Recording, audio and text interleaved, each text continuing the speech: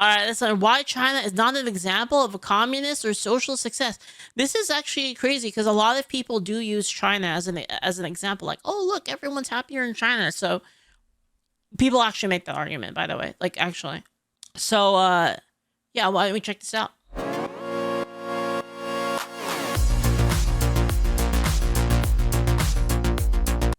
The CCP has boasted about having lifted hundreds of millions of people out of poverty. However, they were only able to do this because hundreds of millions of people had been living in poverty under its rule. Damn.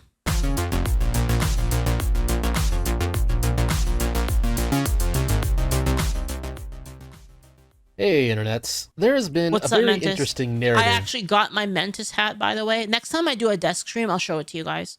I did buy the Mentis hat. That has gained a little bit of extra traction in the last 5 years or so. Stream. And this is for socialists to claim that the Chinese Communist Party, or China in general, is an example of successful socialism. And you'll find this throughout the internet. If you go on Blue Sky, you'll see them saying this. Yeah, everyone uses this. Or if you go to those socialist subreddits, which there's quite a lot of them actually, you'll see people saying this. Or heck, I even see some of those MAGA communist types saying this. And indeed, on a very simplistic surface level, if you look at China, there does seem to be some evidence of success. They are indeed run by a Chinese Communist Party, and chances are good that they have been run by said party throughout all of your lifetime. And of course, there does seem to be some wins to their name. China is number 2 in nominal GDP as of the making of this video. China was also in the top 20 in terms of growth from 1980 to 2010. Notorious MIC says Mentis has good taste in aesthetics. Yeah, I kind of like it. Like the what is the name for it? Like synth wave or something? I don't know what people call it. Chinese people have also enjoyed a very noticeable increase to their quality of life in the last 20 years. And plus, it's really hard to deny just how beautiful the Chinese skyline is at night. I mean, seriously, just look at it. It's not bad at all. It kind of makes you want to visit there. A lot of those major Chinese cities really do look pretty darn good. And indeed, there's tons of videos out there on YouTube you can find of people visiting Chinese hotels and being blown away by them. So I guess that's it then. The socialists finally did it, and all of us crazy free marketeer libertarians, well, it looks like we were just plain wrong. Or perhaps not. Or actually... It's probably the thing is a lot of people, I mean, the people in the cities doesn't represent like the entirety of China, right? So that's kind of, that's the other thing, right? How's everyone doing outside of that area, right? Not at all. Not anywhere near close. Yeah, in this video, I'm going to be explaining why this claim from various internet socialists that the Chinese Communist Party has created successful socialism is nothing more than pure 100% unfiltered cope. And I mean maximum copium straight from the copioid factory. Because when you take a more in-depth look at things, you'll realize that the Chinese Communist Party has not achieved communism, has largely reversed most of its socialist policies since the mid-1970s, and has been relatively unsuccessful. In fact, the overwhelming majority of all Chinese wins in the last 50 years can be attributed to factors outside the actions of the Chinese Communist Party, or the CCP as they're sometimes called. Rather, the CCP is actually responsible for most of China's problems, as they are guilty of numerous sins. Sins including genocide, oppression of their own people, forced organ harvesting of political dissenters, political repression, completely unnecessary market regulations, severe government corruption, sometimes near total suppression of free speech, no real free press, so to speak, religious persecution, as well as spying on their own citizens and people abroad. My social credit is tanking right now. It's tanking. The usual extensive internet censorship. It's in free fall.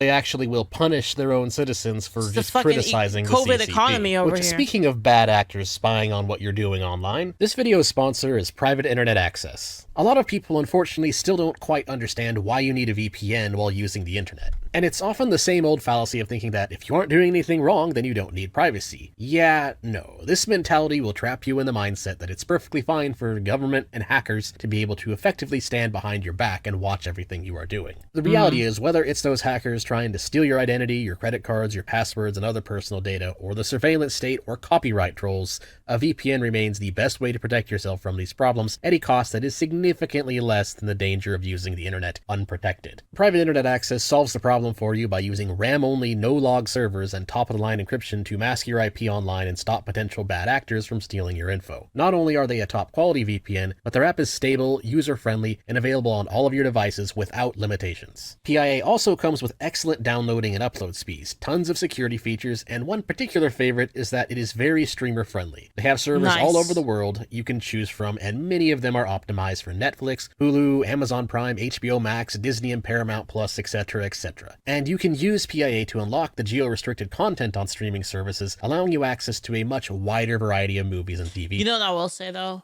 about China though? They're fucking killing it when it comes to games. Like, just being honest. Like, dude, how did this happen? Shows. It is also very affordable. They're If you use my killing personal it. link in The the Chinese games are just like it's almost like the Western game market just said like just gave up. It's just like fuck it. Like, we're just gonna make stupid shit, like the stupid shit that nobody wants. And China's like, how about we give you games that you do want? And just killing it. description below, you can get private internet access now for 83% off at only $2.03 per month, plus 4 months free, and all covered with a 30-day money-back, risk-free guarantee. Seriously, it's a good VPN, get it. Anyways, to truly understand why the Chinese Communist Party, or again the CCP, is not in any way responsible for the vast majority of any of the successes that any of the Chinese have had in the last 100 years or so, you first need to get a quick rundown of the history. The CCP was first Crazy says, no, they aren't. They're just copying old Western game designs and funding DEI stuff over here to fuck with the Western market. Did I say anything about their games being super innovative, or did I say anything about them not funding DEI games? Crazy? I said that they're killing it and that the games are good. It has nothing to do with that. Games don't have to be original to be good. I know, hot take, but I don't think originality has anything to do with a game being fun. In fact, I think a lot of the time it's actually the inverse. I feel like a lot of time people try to make things too innovative, too original, and then it sucks ass. First founded in the early 1920s, but like most communist parties, they kind of started out as a mostly milquetoast intellectual party that focused more on their universities. However, that's actually a pretty good strategy, and so they did start to slowly gain power. Mainly leading up to they're killing it is giving them too much credit.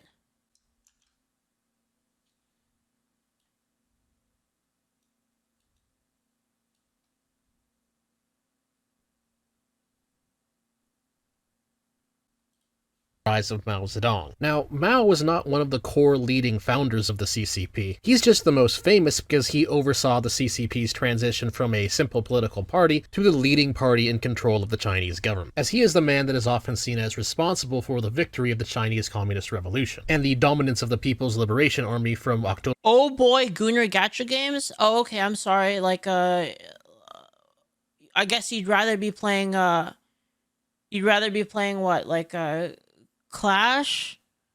Or, what else would you rather be playing? Fucking Raid Shadow Legends?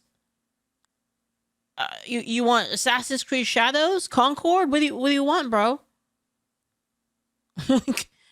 October 1947 to effectively now. However, Mao Zedong was an interesting man. He can be considered half an intellectual and half a military leader. To again, keep things short, this unfortunately may be the reason many of his ideas and practices can be considered quite cruel and evil. He adopted a style of Marxist-Leninist theory mixed with Chinese thought, partially from the early CCP intellectuals and part his own vision of a Chinese future. Mainly, he believed very strongly in violence as a way to gain favor and control, with a heavy emphasis in the ends justify the means mentality. For example, he would publicly torture and execute landlords to gain control of an area, regardless of whether or not they had done anything wrong, and then he would promise his plunder to the peasants simply as a way of getting them on his side. He would also torture and murder random people to gain false confessions, which he would then use to justify more power grabs, often against his own party. So even other members of the CCP, accusing those he viewed as getting in his way of gaining power as being counter-revolutionaries, regardless of any real evidence. It was all just consequentialist and him gaining power, so this can be most easily understood as a rule by fear strategy. As the CCP became the dominant political party post-World War II, Mao secured his position as the leader through effectively implying by action that anyone who opposed him would be labeled and then imprisoned or killed without outright stating it. And so then the obvious question about Mao becomes, or the Mao question as we'll call it, is did the ends justify the means? Well, if by the ends in terms of Mao's personal status, he did manage to stay in power quite a long time, but if by the ends we're talking in terms of being good for the long-term well-being of the Chinese people, well, obviously I remember there was a restaurant in Los Angeles. Like, actually real. There's a restaurant in Los. I don't know if it's still there, but it was called Chairman Mao's Kitchen. I remember that. And very absolutely not. All Mao my Zedong's Chinese reign friends wanted to stands as eat a there. textbook historical example of communist failure. His Great Leap Forward policies Is managed to... that still real? Is that? Hold on, let me see. Oh yeah, there it is. Mao's Kitchen. Chat, yo, look at this place. Holy fuck. This is in LA. This is actually in LA, like an actual place. I'm trying to find like the other shit that they had. They had like I'm trying to find the menu. So I remember the menu had like some crazy art on it. Bro, I found a picture of the restaurant. Yeah, this is the restaurant right here. Isn't that crazy? I remember this place was pretty popular. Dude, they're freaking the wall art that they have outside. You got like the wall art outside. Ain't that crazy? That's wild, right? to somehow be an even worse version of previous Marxist-Leninist collectivization stupidity, because Mao believed he could industrialize the nation without sacrificing farm output by collectivizing... You want to know the funniest thing is? You want to know where it was? It's in Venice Beach, California. It's in the rich area. ...the farms, despite the fact... Oh, God, it's so funny. It's... Every time, man. that farm collectivization had already proved to be a failed policy idea decades prior in the Soviet Union. Which is sad, but also very interesting, because a very common commie cope about the Soviet famines, at least, is that famines were just more common back then, so, you know, it was just bad luck or something. Yeah, pure cope. But then here was Mao experiencing the same fail in the late 50s to late 60s, when famines were far less common. Estimated death toll of the tale of Chairman Mao and yet another farm collectivization fail, 15 to 55 million. So very much not good. Next, Mao's Cultural Revolution was little more than purging the Chinese people of their heritage for no real reason other than it was allegedly associated with lay capitalism and therefore lay bad. Yep. What it did in practice was just shut down businesses and schools while persecuting any intellectual or artist deemed to be associated with said lay bad, lay capital. There's one thing is in America, there's this there is a theater troupe called, God, what is it called? There is a theater troupe that runs in America, and they run like throughout California, and they basically, their entire thing is to do Chinese culture performances, but they're like without communism, basically. Their whole entire thing is China before communism, and they're like, fuck communism. That's like the whole thing. Yeah. What are they called again? They're called like Shen something. Isn't it like Shen Yun? Yeah, Shen Yun. And they fucking hate them, dude. Like China fucking hates them. But they do like their whole thing is they do like these kind of cultural performances from like like again, the whole theme is like, this is what China's culture was like before communism happened. Right, before communism happened, and they would have all this like cool shit. Yeah, and then these guys, they like this troupe, they fucking hate communism, and all they do is like, like, you know, back in the day, like we had so much culture and stuff. Yeah, that was the whole thing. This culture, while ultimately screwing over skilled workers, you know, the people yet kind of need Wait, for are an they a economy cult? to function or advance. Wait, what do you mean they're And a then there was cult? also... I heard they were just a theater troupe. Wait, what? They're a cult? What? But I thought that they fucking hated them. Am I getting this wrong? Look up the ownership. So that's not true? They're a cult? What? Okay, is this real or hold on? Is this real or is this like, dude, I can't tell.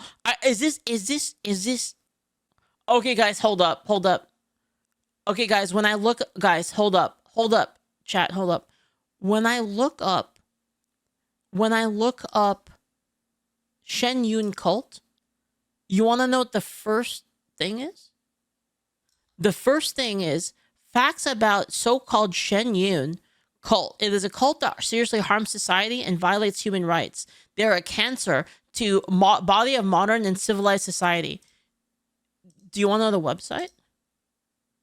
The website is newyork.china-consulate.gov.cn.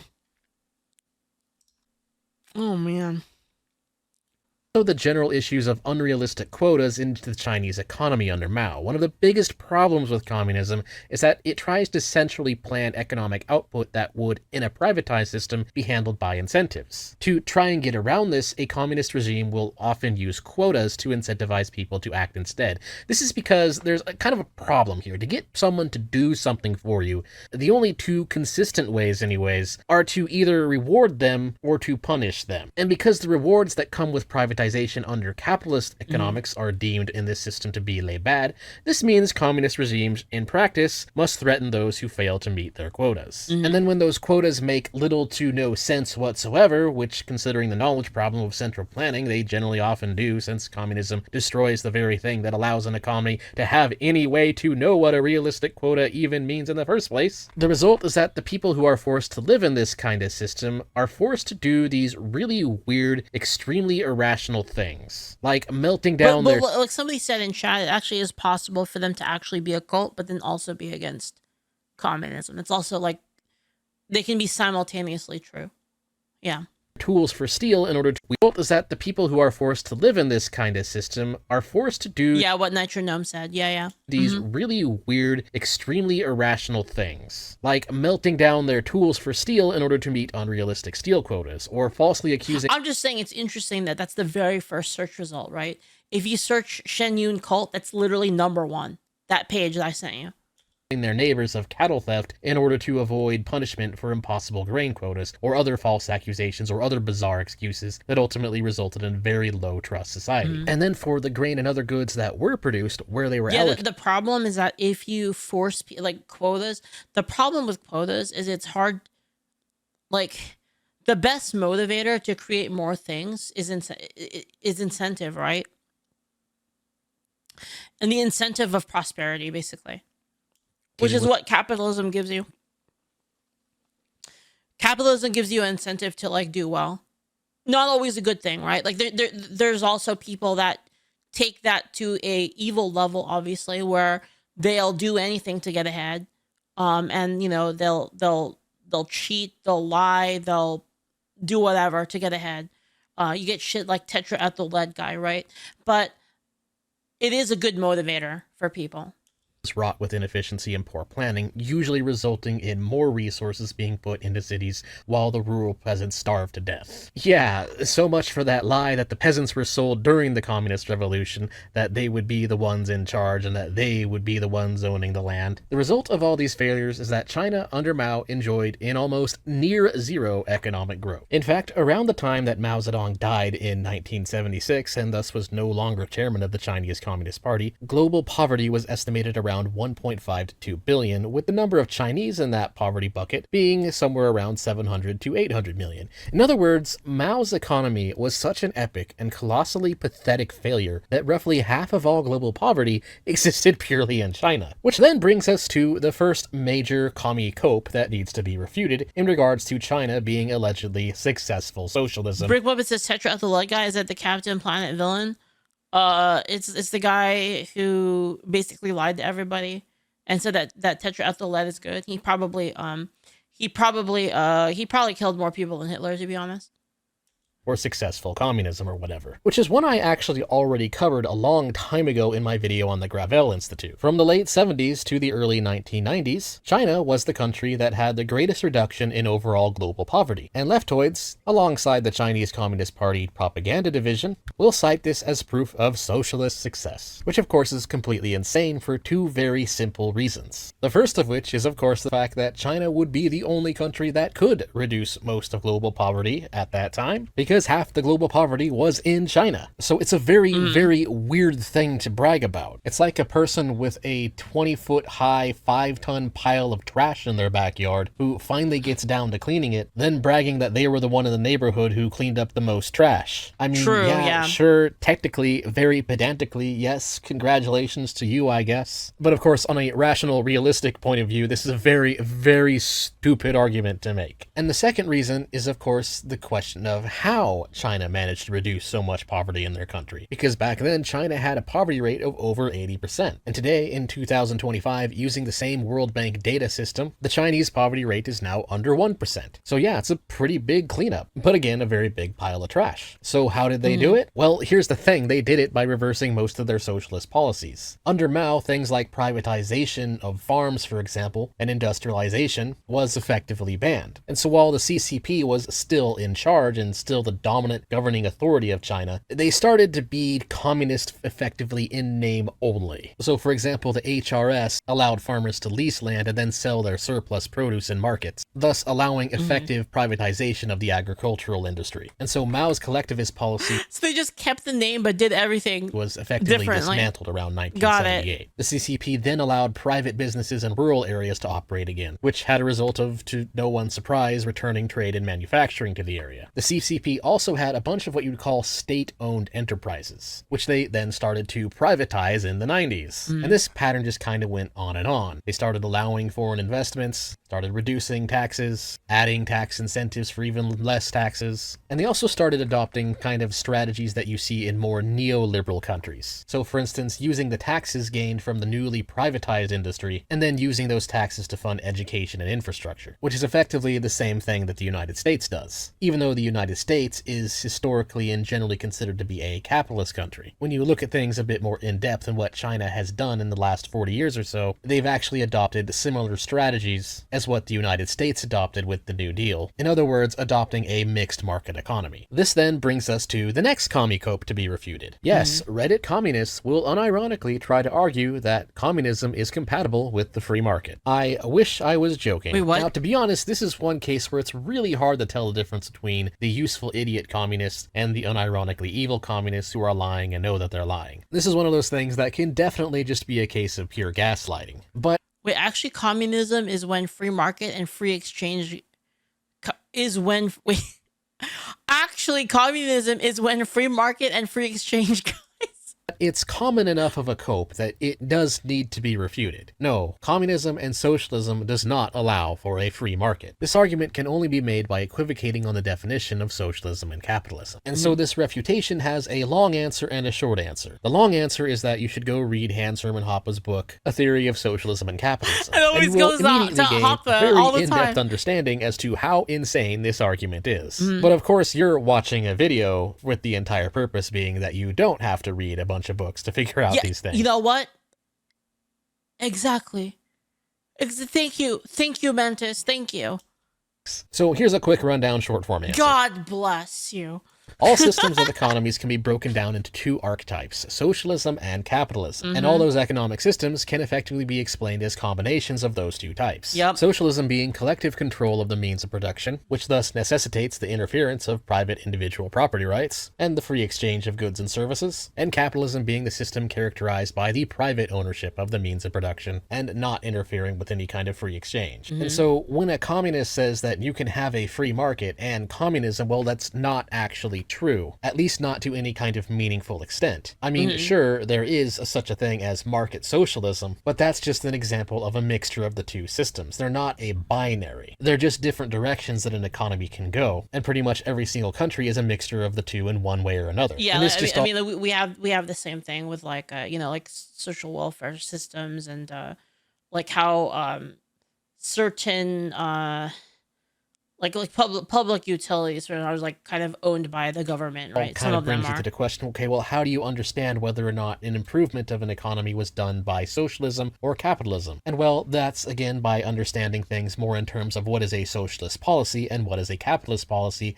based on understanding what socialism and capitalism is and what the direction is, and how these differences tend to move things along in said directions. This can be a little bit complicated, so a simpler way to look at it is just pushing it to its logical conclusion. And so in the case of them claiming that communism is compatible with the free market, we can just ask ourselves a really obvious question. Basically, there are communistic aspects of like even like what we have right now in America. That being that they take my money away and they give it to people that they deem is more in need, right?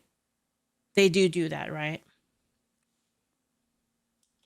which is, could a 100% capitalist economy have a free market, thus allowing the totally free exchange of goods and services with private ownership? And the answer is yes, it absolutely could. It's literally the definition. And then, could a communist system, characterized by the collective owns of the means of production, which necessitates the interference of the free exchange of goods and services, could a 100% communist system that requires the collective to stamp its approval on everything before the exchange happens have a free market? No, it couldn't. The entire point of communism is under the claim that privatization is a lay-bad hierarchy, and thus it is justified to interfere with it, which means the market isn't free. And so market socialism is just when socialists allow enough capitalism that they can have a market, which is exactly what China did. In fact, if anything, and this is kind of an interesting thing that most people don't point out, China in some ways went even harder on capitalism, and in some ways is even more towards capitalist policies than the United States is. And you might be wondering, well, what the heck could I possibly be talking about? And the answer to that is actually patents and so-called IP rights. Yeah, true. Patents and IP focus on goods and services that aren't actually scarce resources. And thus, in order to enforce patents and IP, you actually need to interfere with the free market, because there's no actual material good or service. This kind of lies between the distinction of copying and theft. If you had the magic ability to copy your neighbor's food, that doesn't mean that your neighbor no longer has their food, which means that magical ability would allow you to copy your neighbor's food without interfering with your neighbor's desire of how to use their food. It wouldn't interfere with your neighbor's ability to then trade their food. On the flip side, the only way to stop this magical copying ability is to interfere with the magician's ability to freely exchange their goods and services. This is actually an interesting thing a lot of people don't realize, which is that IP rights and patents are actually socialist policies. And the Chinese Communist Party, well, what they do is they allow privatized industries to have much looser restrictions in terms of IP rights and patents, especially when it comes to overseas IP and patents. And this is one of the biggest things that allows China to create so many cheap alternative products, which can then be exported to the global market, because the CCP actually has a much more free market approach to IP and patents and whatnot on various inventions around the world, thus allowing for a plethora of cheap Chinese copy products. And this is just a simple example as to why, for people to fully understand these things, you really have to look at it in terms of understanding socialist policies and what the difference is between them and a capitalist policy. And that will allow you to better track whether or not a policy was successful or not, rather than just looking at, oh, well, this country calls themselves communist and they've had a much greater level of success in the last 40 years, therefore communism actually works. Well, no, that's actually a very stupid way of looking at things. Someone can call themselves anything. That doesn't objectively change what they are. And that, I think, is where a lot of these communist copes come from in terms of the CCP. Because technically the CCP is still in charge of China, is Don't still they the say- governing hold on. authority of China, but an objective look Don't they say stuff like what is the thing that they say? They say, yeah, don't they call it communism? And then they say subtitle with Chinese characteristics. Isn't that what they call it? their policies that came in line with China reducing their poverty level can all be traced to capitalist policies. Every time the CCP steps out of the way of its people and allows them to have private ownership and stops interfering with their daily lives and stops interfering with the free exchange of goods and services, the Chinese people are better off. Now, this all alone is enough to explain why claiming that China is successful and therefore communism is successful is not a good argument. But there's still quite a few more copes out there that really need to be shot down. I'll start with this one, which is the claim that the reason China is successful is because in China, capital is the political power. So in other words, they're pointing out the fact that billionaires in the United States have a lot of say due to things like lobbying and the revolving door and such. And like all midwit takes, it is of course pedantically correct. Yes, the United States is a lot more corrupt than they let on, but that doesn't tell you anything about capitalism unless your definition of capitalism is when the government does stuff, or that the government is corrupt and the solution is more government, which is effectively what they're trying to say here. In some ways, this is just another example of not understanding the difference between socialism and capitalism, but the main thing they're not understanding here is the existence of the non-productive class. Centralized authority, the main thing that makes it a socialist policy is that it's able to take money away from people in a non-voluntary manner, like for example taxation, and then they're able to spend those resources however they see fit, despite not actually engaging in anything that can be considered capitalism in order to earn those resources. Hence, they are non-productive. They didn't produce that resource from the free market or... Yeah, and since they do this, they don't give a fuck about how they spend it. So it ends up with them spend, again, because they didn't earn that money. And the people in charge are not directly, they have no stake in like how that was created. And because of that, they don't really care about how it's spent usually. So they're really unwise in how they spend money, which is why you see a lot of cases of the government spending money on ridiculous fucking shit that, like, why would anybody want that? And they do it anyway, right? Because they don't give a shit. Like, it just has to be spent in like some way, right? And then you have cases of like where, you know, they'll fuck up a road just to fix it again, right? Because if they don't do that, then they won't get the same amount of money next year. And you have they have that situation come up again because they have no like skin in the game for like what it actually took to create that money. Free exchange of goods or services. They gained it through theft. This is what the government and a thief have in common. And government corruption, well, that's just large businesses looking at what the government does and correctly identifying what it is, and them wanting to get in on being a member of the non-productive class. And yes, to some degree, the large corporations can be seen as guilty of wrongdoing when getting involved in this, but when it comes to hiring a hitman, for example, to put this in easier terms to understand, well, both the hitman and the guy hiring the hitman are in the wrong. And the solution to the problem of the hitman is definitely not giving more weapons to the hitman. That's not how you solve the problem. In fact, and interestingly enough, the only real difference between the United States government and the Chinese government in this instance is that the CCP is actually slightly more honest. Privatization in China allows for private ownership, but still maintains levels of state control. And so the non-productive class still controls how the government functions and what they do in China. It's just that the United States government likes to pretend that the same thing is capitalism, or just kind of sweep it in under the rug, whereas the Chinese government, the Chinese Communist Party, does the opposite. They're like, oh yeah, we totally own all of these things. We're totally communist. It's all centrally planned, even though they're really not. In both instances, both of them have corruption. Chinese politicians and United States politicians are both accepting bribes out the wazoo. They just call their bribes different things and use different forms of propaganda to hide it. For example, going back earlier in this video when I mentioned all the bad things that the Chinese government was doing before getting into the gameplay part of this video. Those are all things that actually the modern CCP is doing. For instance, going a bit more in depth into the rule of the princelings. The descendants of senior Chinese Communist Party leaders regularly abuse their families' connections and positions of power in order to gain high-ranking positions in either politics or the military or largely in private businesses, especially with the state-owned enterprises. And whenever a business is being newly privatized, it's often a princeling that will be given control of it. And so that just kind of fuck ton of nepotism, basically. A lot of it.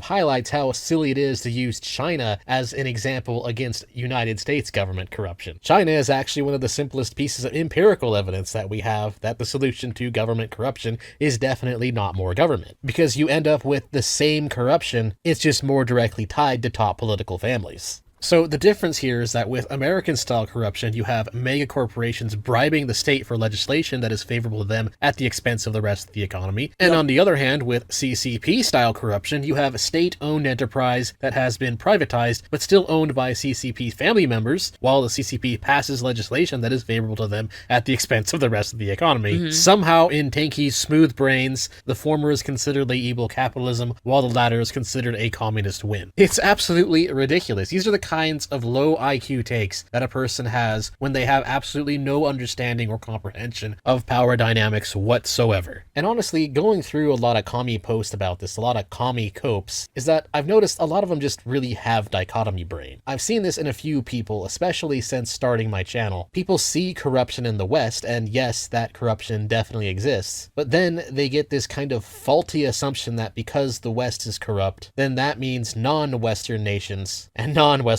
governments must not be corrupt. So for instance, they'll realize that CNN and MSNBC and basically the entire United States mainstream media elite, they'll realize that they're pushing nonsense, but then they'll just go off to RT, Russia Today, and guzzle down their propaganda like it's no tomorrow. they completely fail to realize that it's the same crappy journo spin jobs, just for a different power structure. So for example, a lot of these Chinese apologist subreddits like Reddit/Gen Zedong, it's not just the CCP. So it's just like Mentis, he's hip to the I really like. They even I really like Mentis too. I really like these videos a lot. They're really fun and really interesting. Assume that places like North Korea are actually utopias. It's really quite fascinating. Actually, sincerely, unironically believe that because the West is corrupt, then the East must not be corrupt. It's really dumb. A little bit funny, to be honest, but also kind of sad. Which, speaking of things that are funny and sad, one really funny cope, just for a break here, just a slightly less serious cope, is that some of the plebit commies will engage in that it's the typical argument is it's not real communism. Like we haven't achieved like real communism yet. We'll reach the utopia once we have real communism.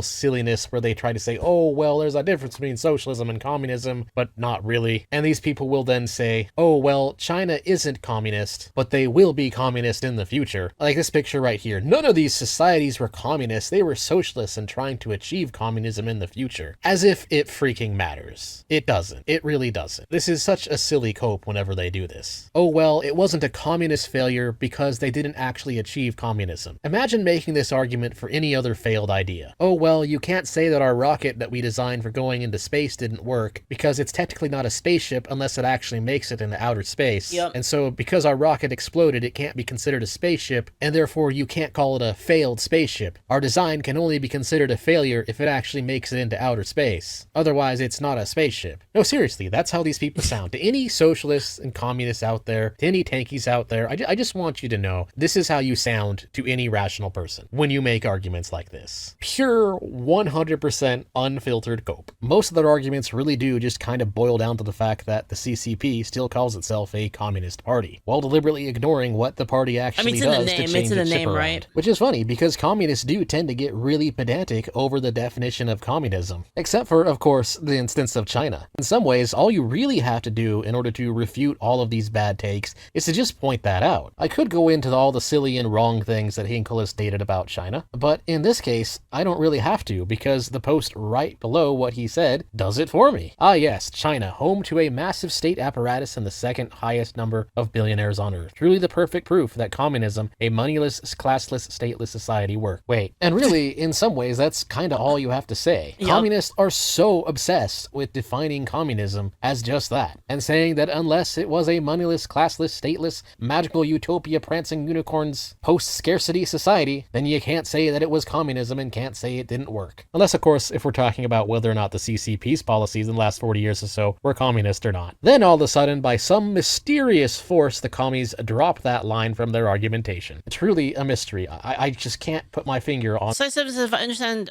correctly, true communism is to not have a government. I feel like you have more government. You have more government in that side.